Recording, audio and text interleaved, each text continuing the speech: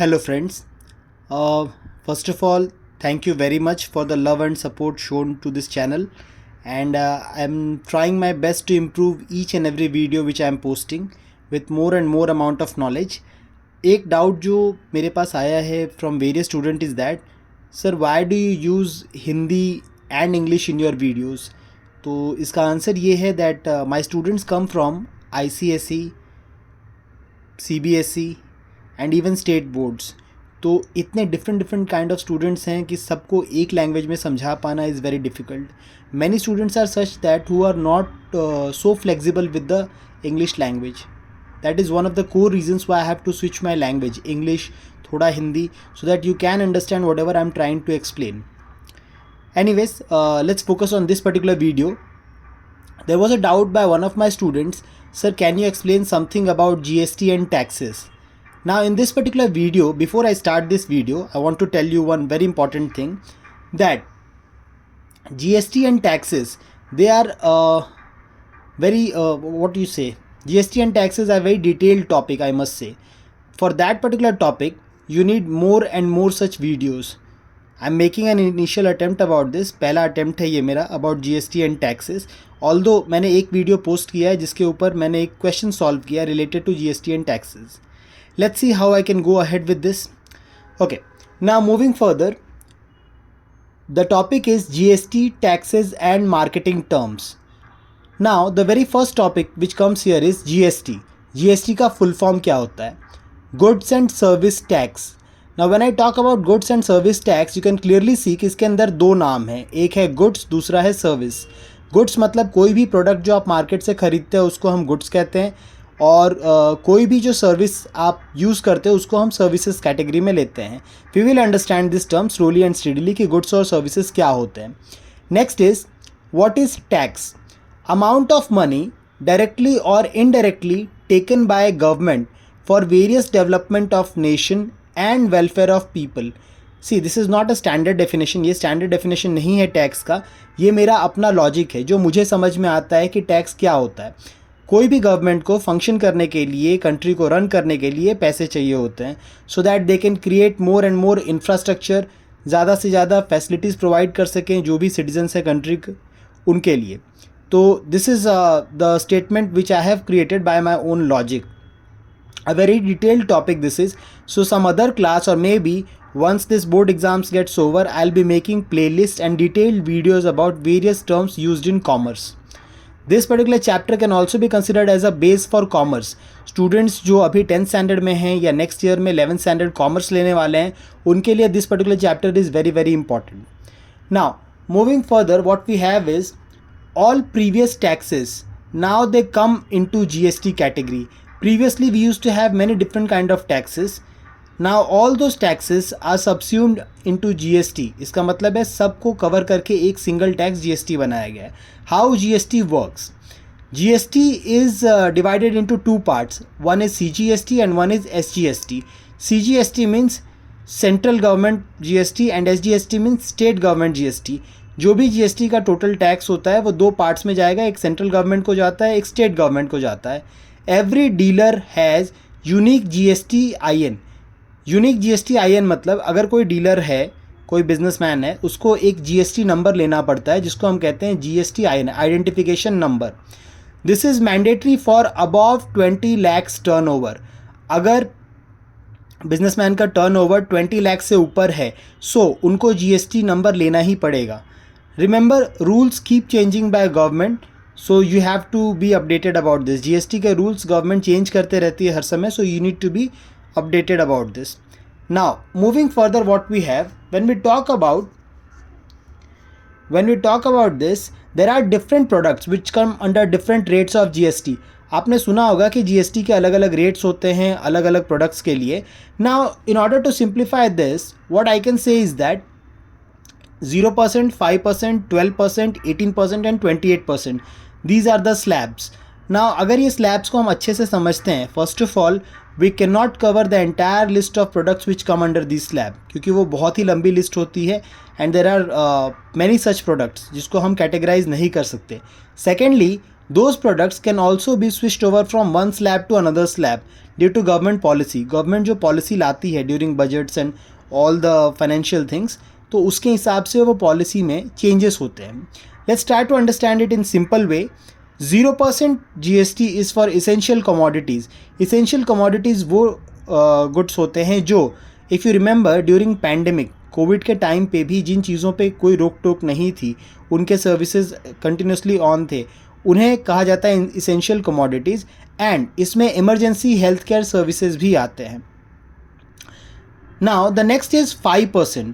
5% tax slab is for commonly use LPG, vegetables etcetera and for railway transport services. These are just few examples which I have picked. List बहुत लंबी होती है, मैंने सिर्फ इसमें से एक एक एग्जाम्पल लिया है बिकॉज ये कॉमन मैन की ज़रूरत है. Vegetables like and then LPG gas cylinder, तो ये सब 5% GST स्लैब में आता है. Similarly the railway transport services, most of Indians they travel through this railway transport services, so ये 5% GST स्लैब में आता है.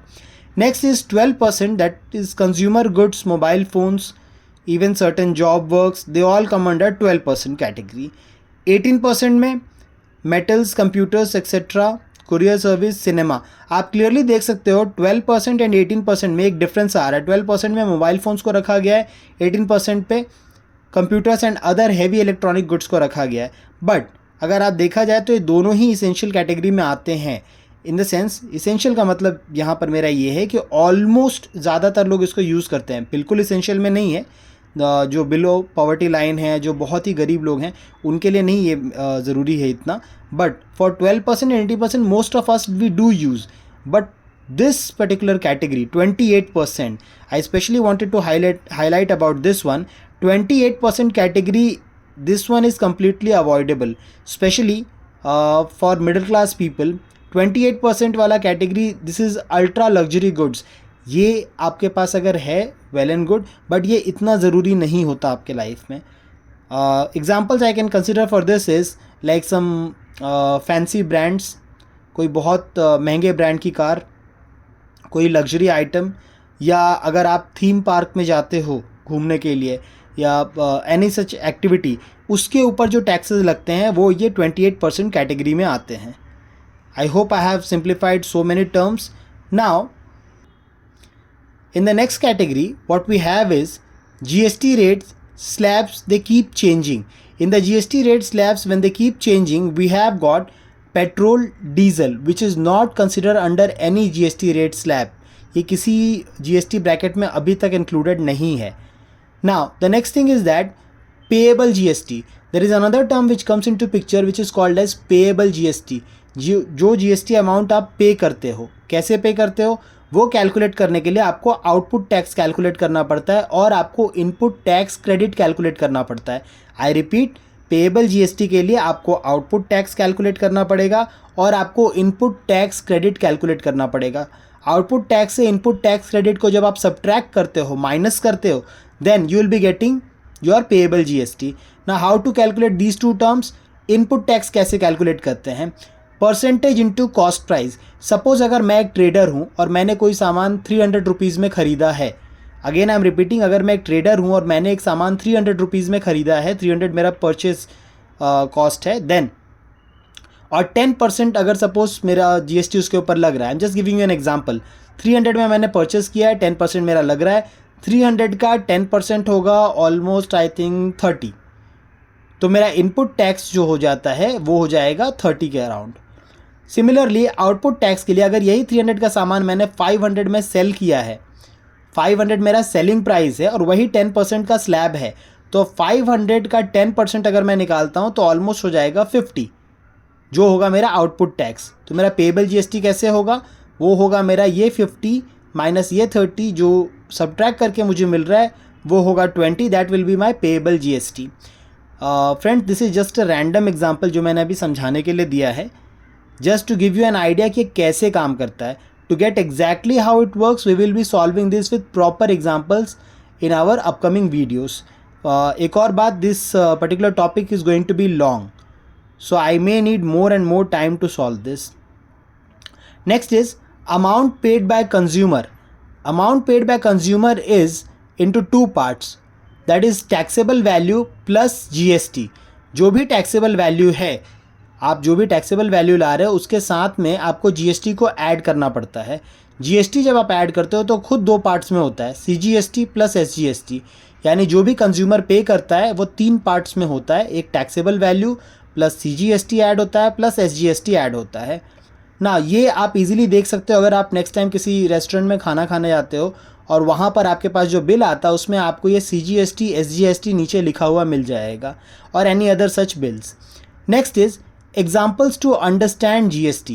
Total GST is in two parts, CGST plus SGST. How we can understand GST? For this, we will consider an example. Now suppose I am a watchmaker. मेरी घड़ी बनाने की एक factory है। वॉच सोल्ड बाय मैन्युफैक्चरर, तो मैं manufacturer हूँ। मैंने ये वॉच होलसेलर को 200 रुपीज़ में सेल किया। मैंने एक वॉच बनाया, सपोज़ वॉच बनाने में मेरा कॉस्ट 150 या 180 रुपीज़ आ रहा है, तो थोड़ा प्रॉफिट रख के अपने पास मैंने इसको 200 रुपीज़ में सेल किया। किसको सेल किया? मैंने सेल किया होलसेलर को। तो ये मेरा सेलिंग प्राइस था और यही प्राइस होलसेलर का कॉस्ट प्राइस है। नाउ होलसेलर ने 200 रुपीज़ में ख़रीदा। होलसेलर कौन होता है? Wholesaler is the person who buys things in bulk, जो एक साथ 500 वॉचेज़ या 700 वॉचेज़ या 1000 वॉचेज़ ख़रीदता है ना। होलसेलर ने वॉचेज़ ख़रीदने के बाद उसको रिटेलर को सेल किया 300 रुपीज़ पर वॉच पे। एक घड़ी का प्राइस उसने 300 लगाया। सपोज़ उसने 200 में ख़रीदा है, 100 रुपीज़ अपना प्रॉफिट रख के 200 प्लस 100 टोटल 300 में उसने रिटेलर को बेच दिया। This is the selling price for wholesaler and the same number is cost price for retailer. Retailer के लिए ये कॉस्ट प्राइस हो गया। इसके बाद रिटेलर क्या करता है? रिटेलर अपना प्रॉफिट इसके अंदर ऐड करता है, 300 का वो 100 बढ़ाकर 400 करता है और वो बेचता है कस्टमर को। Now remember that retailer is that person जिससे आप जनरली गुड्स खरीदते हो। आप किसी भी नॉर्मल शॉप में जाते हो और जब वहाँ से आप सामान खरीदते हो उसके ऊपर एक चीज़ लिखी हुई होती है, एक प्राइस लिखा हुआ होता है। That price is MRP, maximum retail price. This is that amount. Maximum retail price इसलिए बिकॉज रिटेलर आपको इस प्राइस से ऊपर नहीं सेल कर सकता। That is the maximum retail price given to customer. But there is one clause over here, अगर इस पे जीएसटी अप्लाइड है, अगर इस पे जीएसटी अप्लाइड है तो वो जीएसटी अगर 12% के हिसाब से है हर स्टेज पे, तो ये कैसे अप्लाई होगा? ना to understand this what we can do is we have to understand GST tax invoice 1। ये मैन्युफैक्चरर का इनवॉइस है, ये इनवॉइस है होलसेलर का, और ये इनवॉइस है रिटेलर का। Now moving ahead, what more we can do is that in this particular video, अगर आप यहाँ पर आगे देखते हैं, I have tried to create a flow chart kind of setup. इसको पहले समझने का ट्राई करते हैं। This is the manufacturer. Manufacturer ने होलसेलर को सेल किया। मैन्युफैक्चरर ने होलसेलर को घड़ी सेल किया। Now this is the amount which the manufacturer received from the wholesaler. Then wholesaler ने रिटेलर को सेल किया। रिटेलर से 300 रुपीज़ होलसेलर को मिल रहे हैं और रिटेलर ने उसके बाद ये कस्टमर को सेल किया है और कस्टमर से उसको 400 रुपीज़ मिल रहे हैं। So you can clearly see from here manufacturer to wholesaler, wholesaler to retailer, retailer to customer. यहाँ 200 रुपीज़ इसको मिल रहा है, 300 rupees wholesaler is getting, 400 rupees retailer is getting, customer is not getting anything, customer is getting घड़ी। वो घड़ी लेकर घर जा रहा है। Now what more we can understand is that जो मैन्युफैक्चरर ने 200 रुपीज़ में होलसेलर को सेल किया, तो 200 रुपीज़ का 12%, वी हैव ऑलरेडी सीन कि 12% जीएसटी का रेट है इसके लिए। 12% ऑफ 200, तो 12% ऑफ 200 के लिए जब आप सॉल्व करोगे इसको तो इजीली आप इसमें आंसर निकालोगे, आपका आंसर 24 आएगा। जिनको परसेंटेज निकालना नहीं आता तो आप समझ लो कि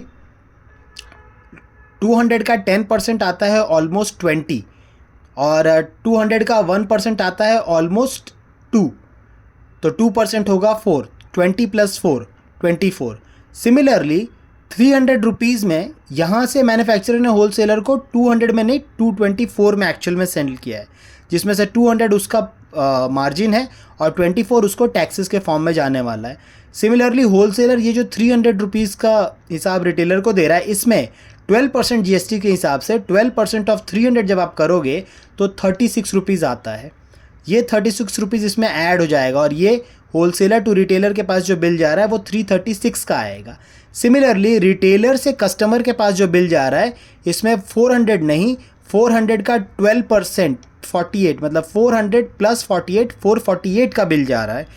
इस तरह से ये सारे बिल्स क्रिएट होते हैं। ये सारे बिल्स आप एक बार यहाँ पर देख सकते हैं। You can clearly C price of watch manufacturer का जो इन्वॉइस आ रहा है उसमें 224 है, 12% ऐड होकर आ रहा है। जो होलसेलर का इन्वॉइस है उसमें 336 आ रहा है, 300 का 12% ऐड होकर आ रहा है। एंड फॉर द रिटेलर का जो इन्वॉइस है, बेसिकली जो आप एज अ कस्टमर आपको जो मिलता है वो ये वाला है। इसमें 400 का 12% that is 48 rupees is added into this. 400 plus 48, 448 you are going to gate.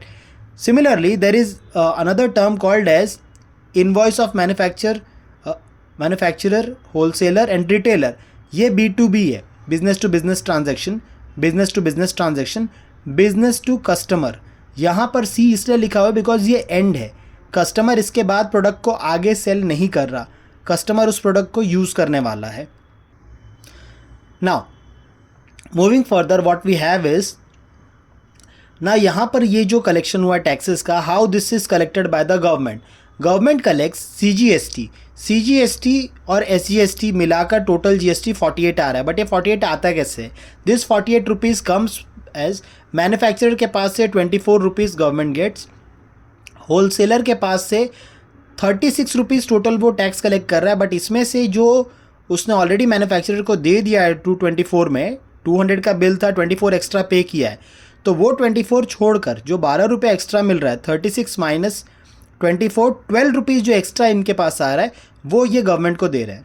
Similarly retailer ने जो बिल दिया है कस्टमर को वो 448 का है, लेकिन 448 में से रिटेलर ने ऑलरेडी 36 रुपीज़ पे कर दिया होलसेलर को। So retailer is paying only 12 rupees extra to the government. ये पूरा कॉम्बिनेशन है टैक्सेस का। तो गवर्नमेंट को जो 48 आ रहा है वो 24 मैन्युफैक्चरर के साइड से आ रहा है, 12 होलसेलर के साइड से, 12 रिटेलर के साइड से। कस्टमर के पास ये सारा इनडायरेक्टली टैक्स जाता है, मतलब आप जो बिल पे करते हो उसमें सारा इनडायरेक्टली जाता है।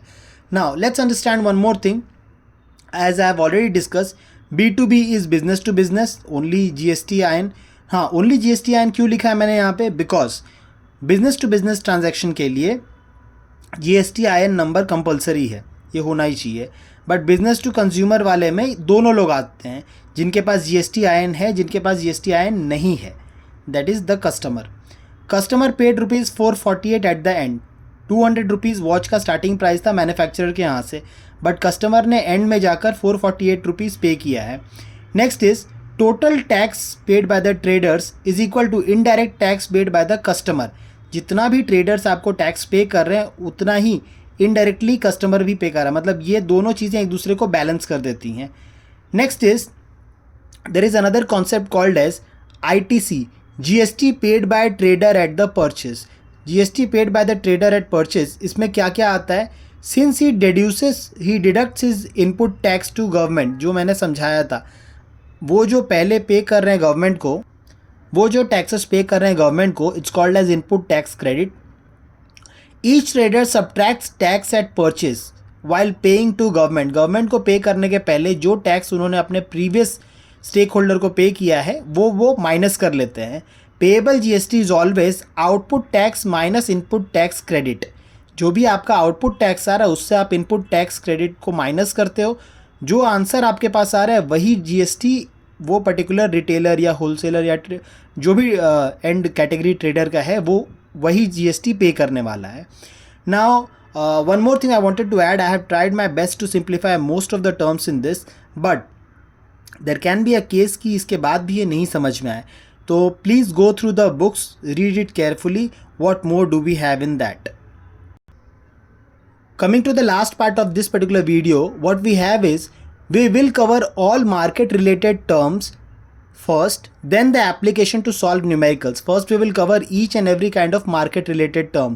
मार्केट में क्या क्या टर्म्स चलते हैं, कैसे चलते हैं, and then we will try to cover as many numericals as possible. Composition scheme. Now this is a new term called as composition scheme. What we have here, less than 1.5 crore turn over, composition dealers can not collect tax. Composition dealers वो होते हैं जो कि tax खुद collect नहीं कर सकते। 1.5 करोड़ से कम उनका टर्नओवर होता है, वो कॉम्पोजिशन स्कीम में आ सकते हैं। हर 3 महीने के बाद इनको रिटर्न्स फाइल करना पड़ता है। You might have heard about income tax returns being filed. ये जो रिटर्न्स होता है ये कॉम्पोजिशन स्कीम वाले ट्रेडर्स को हर 3 महीने के बाद पे करना है। Then they can purchase but can't sell goods interstate. It means is that वो दूसरे स्टेट से परचेज तो कर सकते हैं गुड्स को, बट अपने गुड्स को दूसरे स्टेट में सेल नहीं कर सकते, बेच नहीं सकते। Need to maintain on sign boards composition taxable. It means that कि उनको अपने साइन बोर्ड के ऊपर ये लिखाना है कि वो कॉम्पोजिशन ट्रेडर्स है। Next, GST features. What are GST features? State wise registration for traders. There are various traders जिनको स्टेट वाइज रजिस्ट्रेशन कराना पड़ता है, वो जिस भी स्टेट से है वहाँ पे कराना पड़ेगा। Next is transparency in transaction. जो भी ट्रांजैक्शन करते हैं उसमें ट्रांसपेरेंसी होना चाहिए, इसीलिए GST का एक इम्पॉर्टेंट है। Next is dual model, equal amount by state and central. Yes, GST जो भी कलेक्शन होता है उसमें इक्वल अमाउंट जाता है स्टेट गवर्नमेंट को भी, सेंट्रल गवर्नमेंट को भी। इससे दोनों ही गवर्नमेंट्स को रेवेन्यू होता है और वो अपने जो भी वेलफेयर स्कीम चलाते हैं लोगों के लिए उनको स्मूथली कंडक्ट कर सकते हैं। नेक्स्ट हमारे पास है type of GST। Now what do we have in type of GST? First one is CGST, central government for intra state. Now central government for intra state, एक स्टेट के अंदर जो बिजनेस ट्रांजैक्शन होते हैं उसमें जो टैक्सेस सेंट्रल गवर्नमेंट को जाते हैं that is called as CGST। SGST, state government for intra state, जो भी एक स्टेट के अंदर ट्रांजैक्शन हो रहा है और उसमें से जो अमाउंट स्टेट गवर्नमेंट को जा रहा है that is SGST। Next is UTGST। UTGST मतलब यूनियन टेरिटरीज में जो GST अप्लाई होता है। Union territories are those territories of India जो कि डायरेक्टली सेंट्रल गवर्नमेंट के रूल में होते हैं, ये किसी स्टेट का पार्ट नहीं होते, इनके सारे रूल्स एंड रेगुलेशंस अलग होते हैं। अगर आप सिविक्स अच्छे से पढ़ते हो तो उसमें आपको इसके बारे में डिटेल्ड एनालिसिस मिल जाएगा। नेक्स्ट है composition scheme. What about composition scheme? 20 lakh से लेकर 1.5 करोड़ के बीच में जिनका टर्नओवर है, those people come under composition scheme category. They have got special rates of CGST and SGST। Next is IGST. What do you mean by IGST? Central government tax for inter state trading. Inter state का मतलब है एक state से दूसरा state, जैसे महाराष्ट्र से गुजरात या गुजरात से मध्य प्रदेश या मध्य प्रदेश से Uttar Pradesh. These kind of examples are there for inter state trading. कई बार गुड्स ऐसे भी होते हैं जो एक स्टेट से निकलकर 2 स्टेट्स क्रॉस करके तीसरे स्टेट में जाते हैं। So in that category this will be applied for all the different states which come in between. This is a very detailed topic, so if we conduct commerce class next academic session onwards, there I will be discussing in detail on this. Next is company. What do you mean by company? Companies are formed under Indian Companies Act 1956. Now this is a government regulation, Indian Companies Act 1956, जिसके through companies form होते हैं। Next is who are promoters. Promoters कौन होते हैं? Person who form company. जो लोग company form करते हैं they are called as promoters. And what is capital? Capital is amount required to start a company. कोई भी कंपनी स्टार्ट करने के लिए एक अमाउंट की रिक्वायरमेंट होती है, एक पैसों की रिक्वायरमेंट होती है, जिसको हम कहते हैं कैपिटल। आई थिंक हिंदी में इसके लिए वर्ड होता है पूंजी, जो पूंजी का आप निवेश करते हो, जो इन्वेस्टमेंट आप करते हो। Now this particular video has gone very long, so I want to highlight one more thing. In the next section will be covering more jargons of market. Jargons का मतलब डिफ़िकल्ट मार्केट के words जो आम भाषा में जल्दी समझ में नहीं आते, उनके बारे में हम पढ़ेंगे, जैसे share, shareholders, stock exchange, face value, market value, ये सब चीज़ें क्या हैं। One last thing which I wanted to add before I end this video is that please read more and more. सबसे बेस्ट सोर्स होता है textbook. Please read it as much as possible, practice more and more number of times, and last thing, share knowledge and feedback with friends. अगर ये particular video आपको अच्छा लगता है तो share this particular video with your friends, share your feedback with me so I can improve more and more in my upcoming videos. I may not be the best teacher in the world, but my efforts for you are always at par. मैं हमेशा अपना best effort करता हूँ, जो भी मैं जिस particular video में आपको समझाना चाहता हूँ। I try my best efforts. Yes, I might be making certain mistakes, but I always try to improve on them. One more thing which you might have observed in this particular video is that ये video 4 या 5 बार बीच में pause हुआ है. The reason is that I have been suffering with some cough and cold, जिसकी वजह से मुझे खांसी आ जाती है एंड कैमरा वाइब्रेट होता है. So in order to avoid that I have paused as and whenever I face that coughing streak. That's all for this particular video. Let's hope to catch you up in the next video. Thank you once more for all the love and support shown to me. Please like and subscribe this particular channel and share this with your friends so we all can score well in our board exams. Thank you once again.